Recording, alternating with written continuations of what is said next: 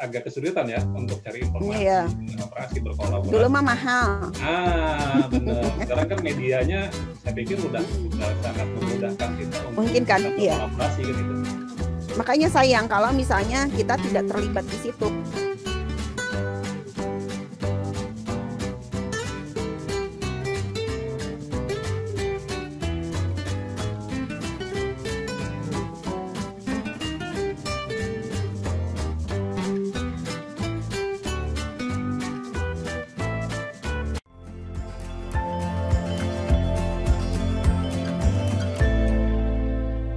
Nah, terus tadi lanjut yang kayaknya Hera lagi terlibat dalam sebuah platform gitu ya, kalau saya lihat dari status-statusnya kan itu. Apa itu ya, yang lagi diperjuangin?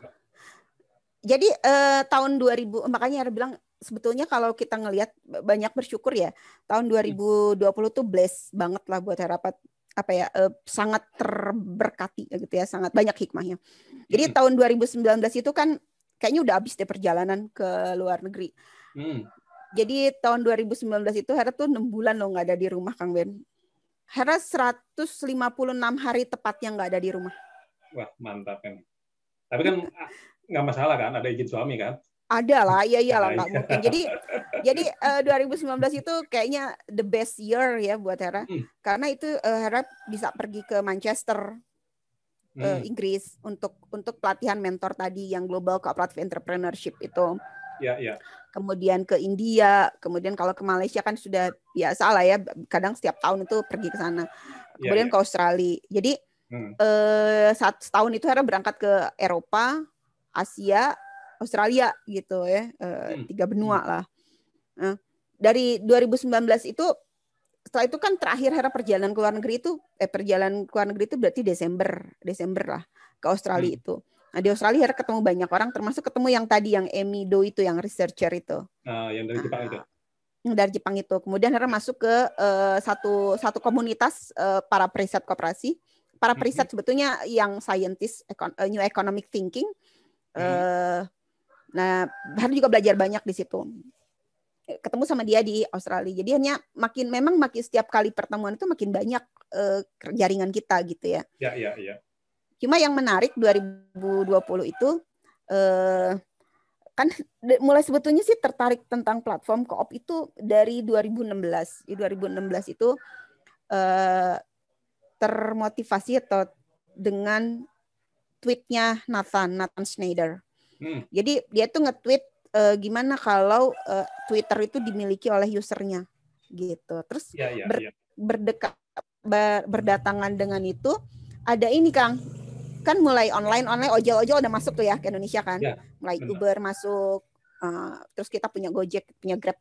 Saya mikir gimana ya kalau misalnya yang ojol ini atau para pekerja para freelancer ini mereka dalam satu platform koperasi atau dikoperasikan.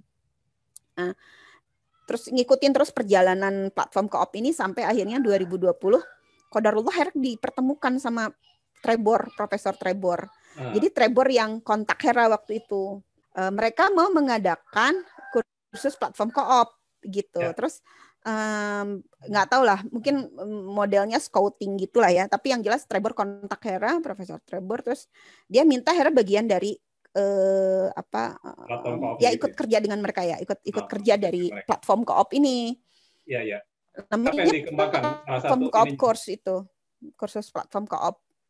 Oh, jadi semacam ini ya? Enggak, yang ini sih dia kursus Kang. Jadi semua Hera belajar dari pertama itu. Jadi kenapa bisa terlibat di platform ini, platform MyCookClass ini? Hera awalnya dari situ perjalanannya. Iya. Nah, di situ Trebor minta, terus akhirnya kita belajar kursus apa itu platform co-op, gimana cara membuat platform dan lain sebagainya. Kan Hera bukan orang teknologi kan? Iya. Sama cuma pemakai aja gitu. Nah, yang dikumpulkan dengan orang-orangnya, ketemulah sama Jose Mari, orang Mondragon itu yang tim Mondragon Academy. Tapi sebelumnya Hera sudah kenal sama anak yang dari Mondragon juga, karena dia salah satu dari gerakan koperasi ini lah, dari ICA Youth-nya. Yang ditawarkan di platform ini apa, Ra? Yang ditawarkan di kursus platform atau di mana? Di kursus platform ini ya kita belajar apa itu platform co-op, dari mulai kenapa dia, sejarahnya dia muncul, terus kemudian project-project yang dikerjakan, contoh-contoh platform co-op, termasuk dengan governance-nya. Mas, sekarang kita sedang menyusun white policy paper-nya sekarang. Yang teman-teman PCC ini, platform co-op community konsorsium ini, atau platform co-op community. Jadi kita memang terhubung dengan global, secara global. Nah, jadi kalau kursus ini, kursus platform co-op ini, bagaimana kita belajar membuat platform co-op buat entrepreneurs. Jadi mereka yang tertarik membuat platform co-op bisa di kursus di sini. Kan cuma 3 bulan ya kursusnya. Nah, terus kalau yang untuk researcher, kemarin itu kita ada 2 batch, entrepreneurs dan researcher. Kalau batch pertama itu semua untuk entrepreneurs. Jadi kita disuruh bikin satu prototype membuat platform co-op gitu. Pertama, kalau ada yang tertarik untuk ikut bergabung juga dalam kegiatan itu, gimana ininya? Itu bisa bisa ke platform co-op course. Ada namanya www.platform.coop. Jadi di situ nanti bisa register gitu ya untuk itu ya? Ya, register, dan Hera udah ngirimin ke beberapa grup juga yang langsung jadi ada pre-registernya juga. Sebentar ya. Artinya kan itu baru pengembangan itu ya. Nah, tapi kalau untuk platform yang ini ya, platform www.platform.coop ya. Ya, ini informasi semua tentang platform co-op di dunia. Jadi nanti di situ itu ada platform co-op ada di mana aja, terus apa saja, resources-nya apa, terus orang-orangnya yang bisa dihubungi siapa aja. Di situ ada. Nah, terus bulan Oktober Hera ketemu sama teman-teman yang berniat mendirikan platform co-op. Ya, teman-teman ini John, ada Ulka, ada Scott. Jadi kita dulu berempat apa yang dikembangkan adanya? Nah, sebelum ke sana itu bidang pendidikan. Bidang pendidikan Jadi itu sebenarnya berangkat dari kan suami juga ngajar online ya. Terus setiap hari dia komplain dengan bagaimana platformnya ini semena-mena lah ya sama mitranya, sama guru-gurunya itu. Benar. Nah, ketemu John, ketemu Scott, ketemu Ulka itu jadi kayak memberikan satu ini besar gitu ke Hera ya, bahwa ini masalah yang dihadapi sama suami gitu kan, kalau dia sering komplain tentang akhirnya kita ngobrol-ngobrol bareng Hera, karena dia tahu Hera di koperasi, terus gimana caranya kita mau bikin ini gitu, terus udah konsepnya udah jadi, tinggal kita mikir ini mau didaftarkan di mana koperasinya kan gitu. Terus kita nyari-nyari ke Kanada, nyari ke Amerika, nyari ke Asia, ke India, akhirnya jatuhlah pilihan ke Inggris. Oh, jadi pendaftaran badan hukumnya gitu ya untuk itu. Badan hukumnya di Inggris ya. Badan hukumnya di Inggris jadinya gitu ya. Jadi ini koperasinya register legally di Inggris. Nah, sementara kan kita itu asalnya kita berlima ya, sama orang Ceko satu lagi.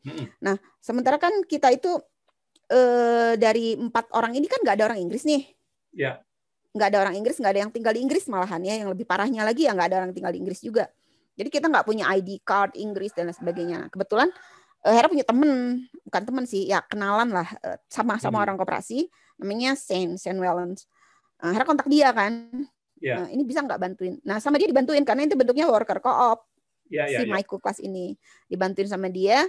Akhirnya ya daftarlah dan nggak lama. Jadi waktu itu, nah kalau di luar negeri itu ya di Inggris itu yang Hera tahu Kang, kita itu nggak susah banget gitu, nggak usah nama semua pendiri didirikan. Enggak. Ini cuma 3 orang yang masuk gitu, nama. Jadi kalau kita kan kalau masuk akta semua orang harus masuk gitu kan. Makanya yang terdaftar di register Michael Class itu ya cuma Scott, Ulka sama John. Apa nama aplikasinya tadi? Michael Class gitu. Michael Class. Kita liatin ya. Nah, sebentar. Boleh dong, kan Hera juga kebetulan. Boleh. Nah, ini bentar Hera buka. Soalnya ada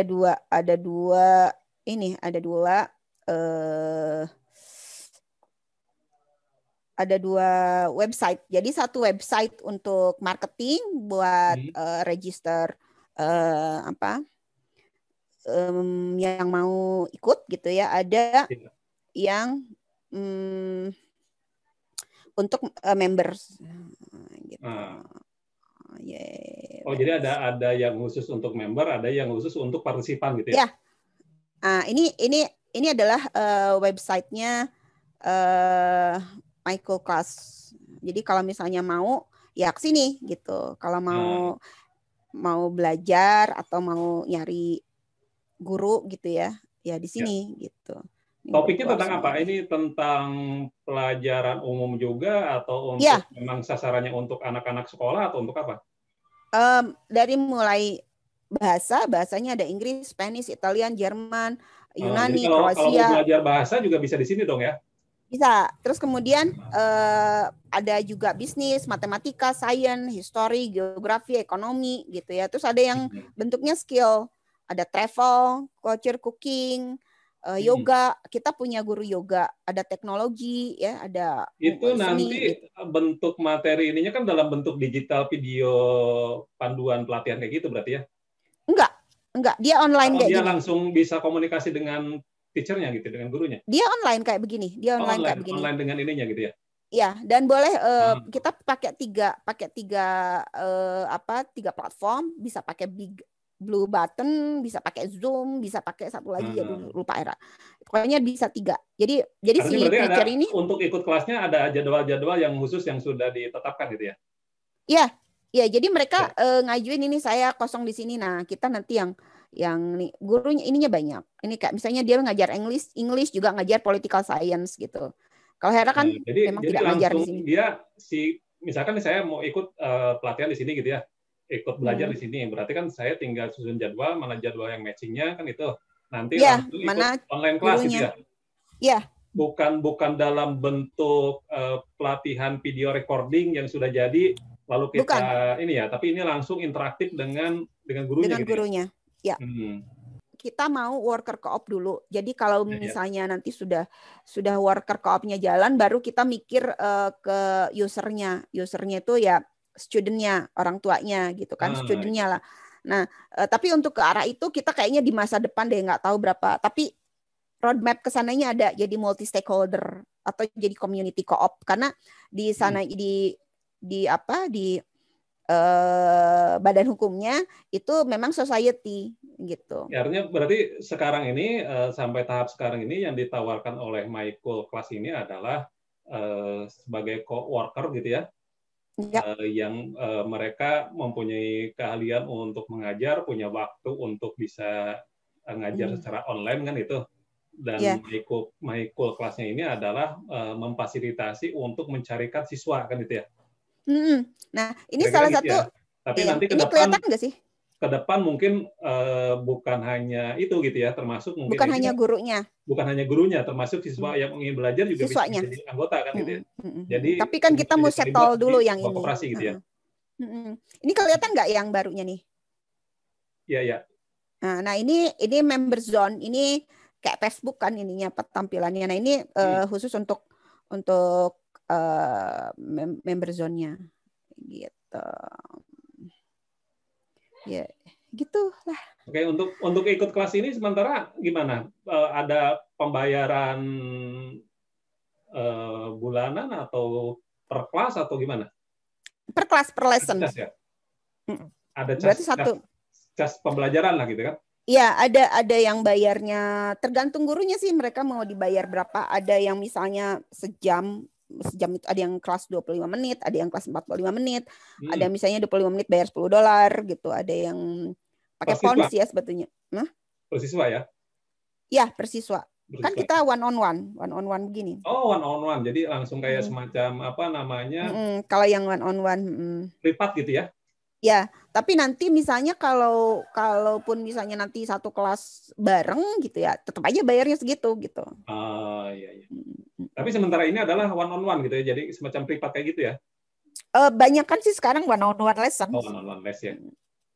Nanti kalau misalnya kerja sudah ada tawaran sih dari Australia misalnya, dari city governor-nya, lokal government-nya sudah ada tawaran untuk kolaborasi gitu ya. Jadi 1 April kita daftar ke UK, kemudian kita nerima pendaftaran jadi members jadi teacher itu dari 1.700-an yang daftar itu pre-register ya. Pre-register itu yang qualified itu cuma 800, setengahnya lah.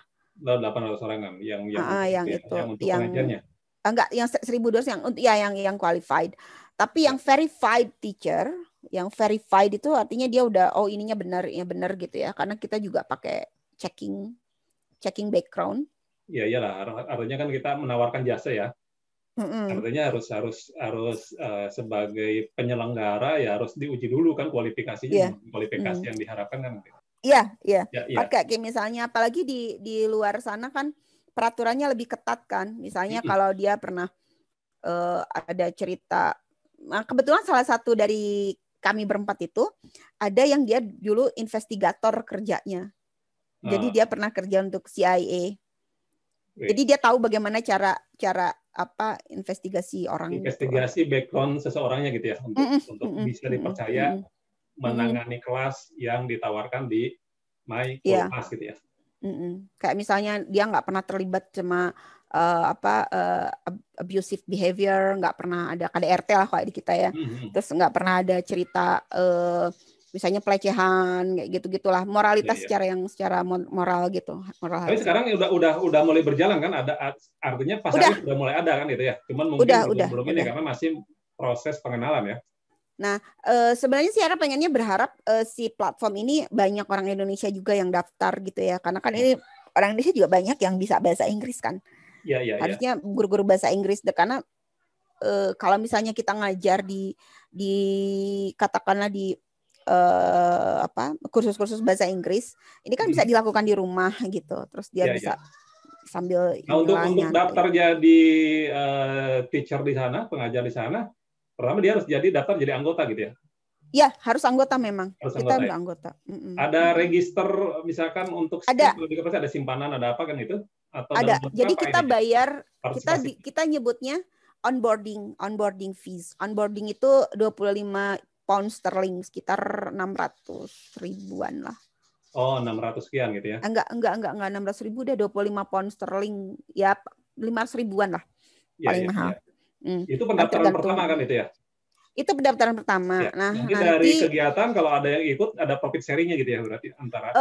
Kita cuma 19%. 19% itu alokasinya untuk bayar IO3 LMS-nya, kemudian bayar website dan lain sebagainya, teknikal lah ya. Terus kemudian kita juga punya living bukan kayak kita mah libur dibayar gitu. Kalau mau libur dia dibayar, cuti dibayar.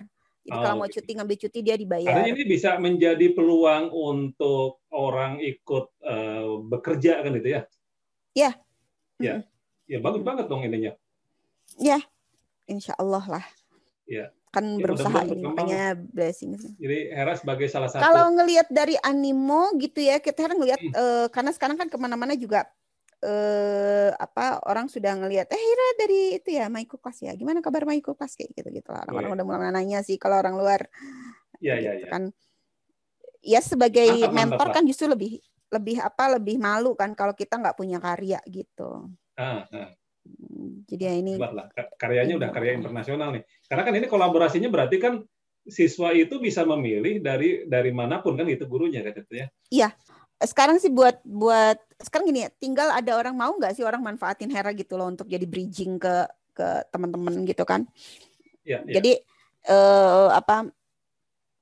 ini sangat ya Hera sangat ingin semua orang itu yang ada di sini ya untuk bisa mencicipi lah kasarnya ya, mencicipi bagaimana kita tuh belajar dengan dunia yang lebih luas gitu. Belajar di dunia yang lebih luas. Kemudian membuka hati, buka pikiran biar kita juga tidak picik memandang sesuatu ya. Kan kadang-kadang kalau di sini tuh kalau kita ada satu ide itu belum apa-apa sudah judge. Ini enggak ada ini bukan ini ya, gitu-gitulah ya. Iya, benar, karena memang kadang-kadang kan orang melihatnya namanya sisi hambatannya dulu kan gitu, tidak kenapa sih kita nggak melakukan dulu kan, kita coba kan gitu ya. Benar nggak gitu kan kadang-kadang ya, atau mungkin ya dengan berbagai faktor lah, kadang-kadang kan ketika ide itu bisa saja diremehkan di awalnya, tapi setelah ada yang proses, baru kita tahu ternyata ide itu adalah ide yang brilian kan gitu ya. Iya. Ya, benar. Dan kadang Hera juga suka malu sendiri, artinya ada beberapa misalnya ide yang dipakai sama teman-teman di luar gitu, misalnya kayak ide koperasi siswa gitu ya. Itu ternyata teman-teman di Malaysia lebih responsif gitu loh, sampai akhirnya mereka besar. Nah, terus kemudian yang lucunya lagi di kita itu terbentur pada kayak gini, siswa itu kan datang ke sekolah harus belajar gitu. Jadi kalau misalnya dia aktif di ekstrakurikuler atau dia aktif di Kopsis atau banyak organisasi, nanti mereka nggak belajar. Nah, konsep pembelajarannya itu yang harus direvisi gitu, karena sebetulnya dengan dengan mereka belajar secara nyata itu soft skill-nya gitu, itu yang belum dilirik gitu sama dan nggak kepikir bahwa itu bisa jadi hal yang bermanfaat. Kan kalau Hera cerita dulu kenapa Hera bisa terjun di koperasi itu kan bukan karena pintar-pintar banget di sekolah gitu loh, bukan karena apa, tapi karena keterpaksaan. Terus misalnya kan Hera juga suka ikut ekstrakurikuler Kopsis di sekolah dulu waktu SMA. Terus memang dulu juga dimarahin guru gitu ya. Gara-gara diskusi soal koperasi yang buat mereka itu nyeleneh gitu. Terus akhirnya keluar sekolah ketika tidak bisa langsung kuliah itu Hera kerja di koperasi. Jadi belajar teori di koperasi itu justru setelah Hera belajar praktek gitu. Jadi praktek terus duluan gitu ya. Praktek duluan. Setelah praktek duluan terus kemudian belajar di kampus, terus menemukan ada beberapa, jadi akhirnya ini loh masalahnya ternyata di sini gitu. Ya. Yang jelas sih saya lihat perkembangan Hera salut banget kan gitu ya, luar biasa. Dari kukurusukan gitu ya. Jaringan internasionalnya sekarang sudah berkembang. Ya mudah-mudahan sukses terus gitu kan dengan platformnya. Berarti kan Hera sebagai salah satu pendiri di sini ya. Hera sekarang co-founder sama direktur di situ. Sebagai co-founder dan direktur. Selamat sukses. Direktur pendidikan koperasi di sananya. Gaya banget ya. Enggak sih, karena memang di antara 4 itu mereka pikir cuma Hera yang lebih ngerti gitu ya. Padahal sebetulnya Hera ngelihat John dan lain-lain juga ngerti gitu. Cuma mungkin enggak ini anak mau diapain, ya udahlah kasih jadi direktur aja gitu mungkin ya. Nah, pertama sih kita investasi semua dari John sama Uka, karena dia punya inilah. Jadi awal-awal bikin website segala macam, tapi setelah itu bagian dari kayak misalnya Hera juga dulu nggak banyak amat gitu loh ngasih duit. Kalau nggak salah cuma $100 deh Hera menyimpan waktu itu. Karena itu yang punya Hera punya. Tapi setelah itu kita reimburse. Jadi John udah itu jadi dianggap investasi itu dianggap pinjaman gitu. Terus ada teman yang minjemin sekitar $6.000 untuk pertama kali nge-set up semua website segala macam. Nah, nanti dikembalikan setelah ya ini dia baik gitu loh. Jadi cuma ini saya punya duit $6.000, kamu bangun ini deh, nggak kapan dikembaliinnya terserah kamu aja kapan. Tapi kan sekarang udah mulai berjalan kan, ada revenue-nya udah mulai kan itu. Revenue sudah mulai masuk, kita sudah mulai ada gitu ya, walaupun nggak banyak, paling tidak bisa nutupin dulu biaya operasional kan. Iya. Karena kita semua belum pada dapat gaji. Jadi si John udah, ya kita kapan dong, saya udah berhenti nih, kapan kita dapat reimburse kayak gitu sampai ketawa sih. Memang semuanya perlu proses kan itu. Ya, tapi kalau koperasi memang jarang sih yang langsung bus gitu Kang. Karena kan belajar juga di dunia nih kayak Fairmondo misalnya, ada Fairmondo, ada Fairbnb, sekarang teman-teman di Australia Hera juga diajakin untuk ikut di situ, Wayfarer gitu yang tadi Rowan itu memang slow gitu ya, tapi ininya pertumbuhannya memang nggak begitu cepat, tapi dia sustain gitu loh. Itu bedanya dengan platform yang lain. Ya karena kan kalau di koperasi itu kan artinya sisi pendanaan juga kan secara bertahap, gitu kan. Dia tidak ada funder yang langsung ngasih pendanaan yang langsung jadi kan itu. Nah, itu yang kita takutkan. Jadi kita sudah komit pokoknya. Karena pasti kalau sudah tahu begini kan orang-orang pengen invest gitu loh. Nah, kita usahakan investor itu datang dari anggota. Gitu. Anggota kita nggak dapat punya duit kan berapa yuk. Investasi kan bertahap kan itu, makanya mungkin perjalanan juga pasti bertahap. Beda dengan ada investor yang ini, tapi nanti kan kalau kita ada investor yang full funded misalkan gitu, atau misalkan serinya terlalu besar, dia menjadi dominan kan di perusahaannya. Gitu. Jadi akhirnya kebersamaan jadi bisa hilang juga kan itu. Ya makanya dia nggak akan demokratik lagi gitu ininya. Karena juga sekarang lagi kita masih godok governance-nya, bagaimana pengambilan keputusan demokratik prosesnya. Lagi coba jajaki sama Lumio gitu, tapi belum inilah di Microsoft sendiri masih belum. Kita mau pakai apa? Apakah kita ciptakan sendiri software untuk demokratik itunya prosesnya, atau decision makingnya, demokratik decision makingnya, atau kita pakai platform yang sudah ada kayak model Lumio gitu. Lumio kan dipakai oleh banyak orang, banyak koperasi. Mudah-mudahan ini juga menjadi respon, karena juga di sini ada peluang untuk mengkaryakan orang lain. Itu kan kita bisa juga ikut belajar berbagai materi yang pengajar-pengajarnya bukan hanya lokal gitu kan, tapi dari berbagai negara. Gitu kan kita bisa milih dari negara mana yang enak kira-kira kan itu untuk belajar. Gitu. Iya memang. Satu lagi Kang, kalau misalnya orang kan mungkin gini ya, kok Hera bisa sekarang ikut kegiatan, kenapa tiap Hera gitu ya, lu lagi gitu. Jadi masalahnya gini, satu, nggak ada orang yang di kita ini ya, kalau Hera mungkin kan orangnya kekeh ya, jadi karena nggak ada lagi orang yang bisa diajak tuh udah aja selesai gitu. Terus mereka mikirnya karena ini banyaknya voluntary, jadi kan nggak ada materi yang mereka dapat gitu. Betul. Memang jadi males gitu mungkin ya orang-orang. Artinya sesuatu itu dilihat dari gue dapat penghasilan atau enggak kan itu. Gitu. Jarang-jarang yang mau, yang penting gue kerja, gue bisa mengaktualisasi diri, masalah nanti penghasilan dapat atau enggak. Tapi biasanya itu juga sih. Proses itu kan tidak mengkhianati hasil. Pasti ada aja, walaupun mungkin sumbernya bukan dari sumber yang kita lakukan, gitu kan? Tapi dengan berbagai jaringan ada aja pastikan ini. Kayak misalnya ngurus-ngurus ini ya, kita bisa misalnya bangun jam 2 pagi karena harus ngurusin ini itu gitu. Cuma dan kadang-kadang orang ngomongnya, wah kalau sudah aktif di luar negeri gitu pasti duitnya banyak gitu ya. Daerah bilang, oh ya ini berdoa semoga aminin aja, aminin. Amin. Semua kita volunteeran alhamdulillah.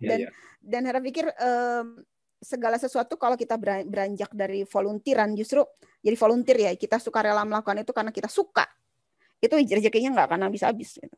Betul. Nah, kalau dihitung mah nggak mungkin Hera bisa pergi ke Inggris atau Kang gitu kan. Iya benar. Ya. Minimal Hera gini Kang, kalau Hera sih ini aja, minimal kalau misalnya nanti ada anak cucu gitu ya, anak cucu siapa deh, kalau zaman dulu mungkin ketika googling nama kita itu nggak ada coretannya bagus gitu loh. Jadi ada footprint gitulah misalnya. Kalau orang Google nama Hera, oh iya ternyata ancestor saya nenek buyut saya itu ternyata ngerjain ini. Zaman gitu. Digital nih kan jejak digitalnya sangat mudah untuk dilacakkan gitu ya. Iya. Benar. Dan itu kan bisa jadi kebanggaan buat, minimal jadi motivasi buat anak-anak nanti kalau dia juga ya minimal melakukan hal yang sama ibunya, tapi lebih jauh lagi ya dia bisa melakukan hal yang lebih dari ibunya gitu. Iya. Itu menjadi gitu aja sih sederhananya pribadi ya, berarti dari Hera ya. Itu mah motivasi pribadi. Hera nggak pengen apa-apa, tapi yang jelas karena buat Hera itu trust itu penting gitu ya. Makasih banyak senang nih Kang Ben. Senang banget bisa ngobrol lagi. Senang kangen kita malam-malam menikmati sate gitu ya, sate Selawi misalnya. Kangen kita malam-malam ngopi bareng, Indomie bareng ya. Ngopi bareng, Indomie bareng gitu ya. Aduh, zaman-zaman itu tuh. Kalau dulu kan nggak pernah kita akan menyangka jadi kayak begini ya. Benar. Dan waktu dulu kita nikmati juga kan kehidupan seperti itu. Iya. Walaupun dulu juga kalau dari sisi penghasilan apa sih yang kita ini? Kadang biaya kegiatan udah habis pakai operasional gitu. Tapi kita tetap aja nikmatin prosesnya kan itu. Tapi artinya kan tetap itu sebuah proses yang menghantarkan kita sampai saat ini kan itu. Iya, betul. Kita harus syukuri dan sangat itu kan. Terima kasih lah. Betul. Oke deh, mungkin udah ini dan asar. Azan. Nah, kita sholat dulu. Makasih banyak nih waktunya. Ya, sama-sama Kang Ben. Kangennya terobati. Ya. Salam sama keluarga. Ya, Kang Ben juga ya, sehat semua ya. Oke. Ya. Amin ya Allah, amin. Ya. Ya, Assalamualaikum warahmatullahi wabarakatuh. Waalaikumsalam warahmatullahi wabarakatuh.